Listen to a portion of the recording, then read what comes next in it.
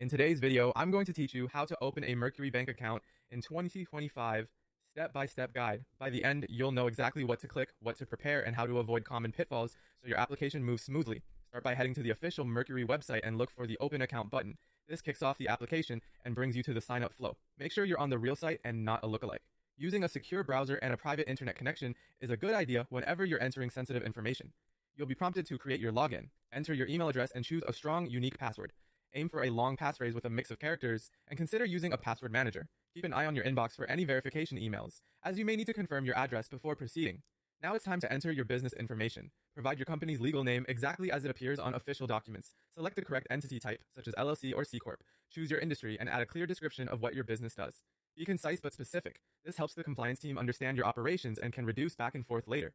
You'll then add personal information for each person who owns 25% or more of the company.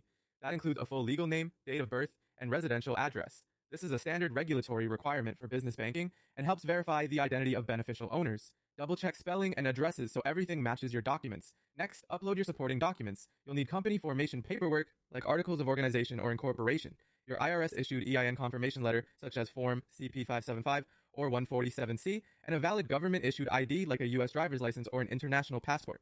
In some cases, you may be asked for proof of address as well. Use clear, legible scans or photos with all corners visible and ensure names and addresses match what you entered. PDFs or high-quality images usually work best. Before you submit, review every field for accuracy. Correcting small typos now can save days of processing time. When you're ready, send in your application. Mercury's compliance team will review it, and you'll typically hear back within a few business days. As of 2025, there are no minimum deposits or monthly fees for business accounts, which makes getting started straightforward. Watch your email for status updates and respond promptly if they request clarification. That's the full process. Follow these steps carefully, and you'll be well on your way to opening your Mercury business account.